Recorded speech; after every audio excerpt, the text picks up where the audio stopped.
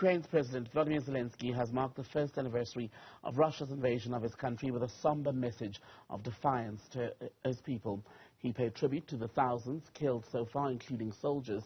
In a packed program, Zelensky gave state awards to military chaplains, visited wounded soldiers who are currently undergoing treatment in hospital, and hosted the Polish Prime Minister. Well, Western military officials estimate that casualties on both sides are around 100,000. These are people who have been either killed or wounded. Tens of thousands more civilians are feared to have died, and millions fled the country. At the same time, hundreds of Ukrainians and Russian opposition activists rallied in Belgrade to mark the anniversary, the first anniversary of the Russian invasion of Ukraine. Protesters waved Ukrainian flags and carried a banner reading, "Ukraine will win," while pro-Ukrainian groups presented a bloody cake to the Russian embassy to mark this anniversary. Belgrade has repeatedly condemned Russia for what's happening in Kyiv and surrounds. The United Nations, as well as other international forums, have also called for an end to the fighting. Let's talk more about the one-year anniversary of the Russian invasion of Ukraine with Dr. Greg Mills, who is the director at Brenth. A very good evening to you, Doctor. Grateful for your time tonight. So 1 year on, Ukraine remains defiant. Russia insists that it's nowhere near ending this war on its neighbor. Is a solution in sight? Well, I think we've learned three things so far over the last 12 months. I mean, I think we've learned, firstly, just how resilient the Ukrainians are. They have withstood the best that Russia can throw at them, and which I think was beyond anyone's expectations. You might remember President Zelenskiy's riposte right at the beginning of the conflict when he said that, I don't need a ride, I need extra ammo.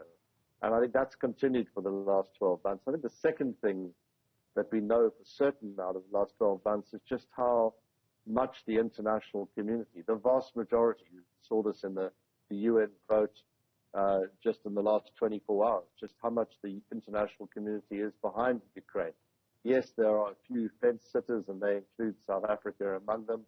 There's 15 African countries which fall into that category.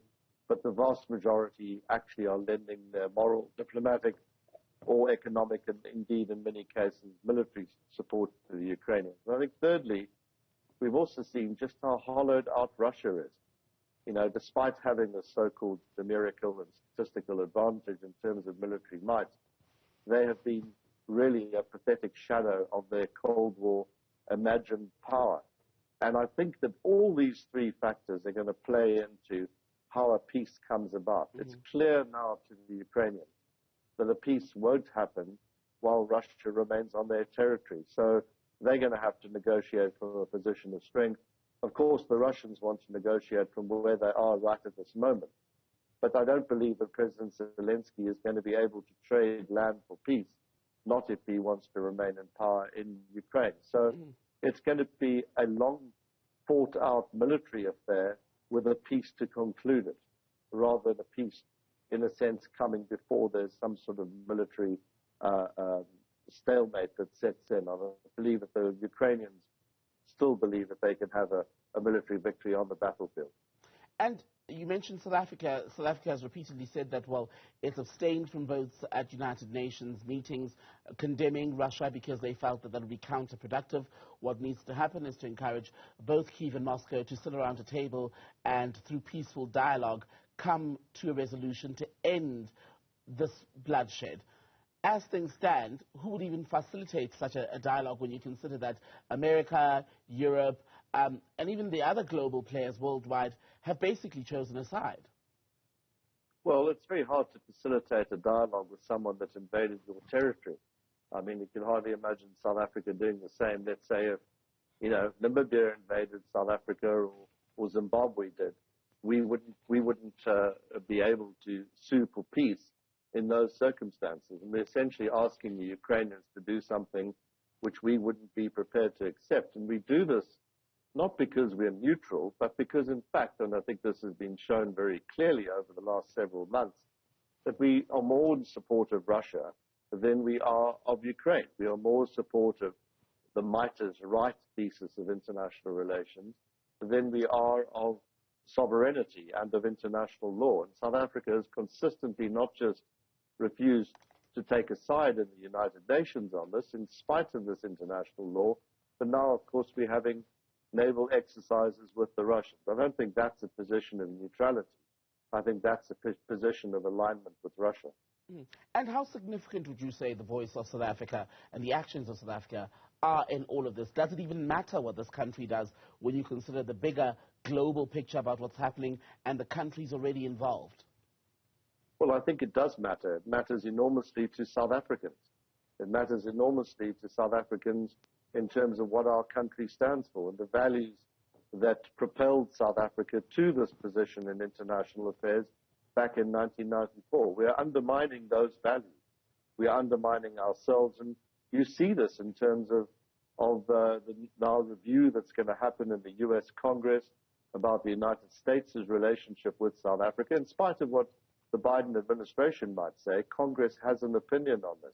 You can see this also in terms of the general degrading of governance in the country, which raises international concerns, which you see in the grey listing by the Financial Action Task Force. So South Africa's international star is definitely fading. And part of this is about the political friends and allies that we have chosen over our larger trading and investment partners.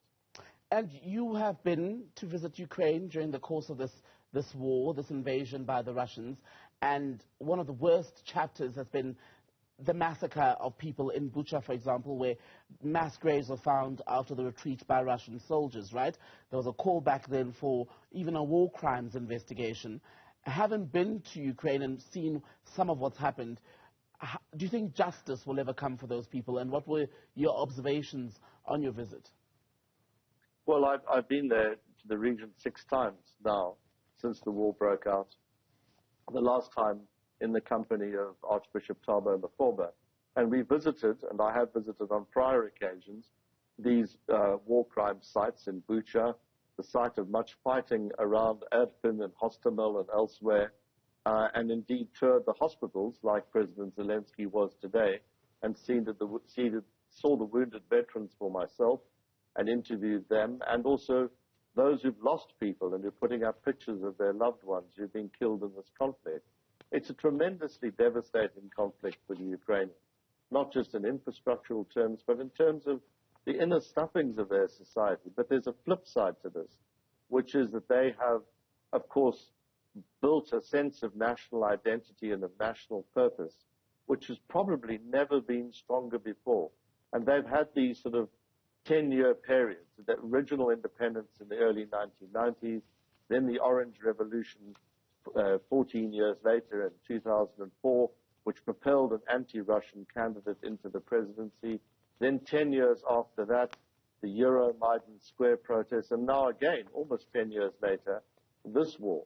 And this has hardened the resolve of the Ukrainians. So I think what you see now is, in spite of the infrastructure damage, in spite of the human cost, you see a really sense of Ukrainian identity, of Ukrainian purpose, Ukrainian solidarity internationally, and of course, most notably in the country. And I think most Ukrainians believe that justice will eventually be done. And that's certainly what they're hoping for, certainly what they're planning for in documenting these more than 50,000 cases now of war crimes. It's not just Bucha. It's literally 50,000 times this has been repeated in the style that Russia prefers to prosecute war, a sort of style of 100 years ago being prosecuted deep into the 21st century. Dr. Greg Mills, Director at Brenth, good to speak to you. Thank you for your time tonight.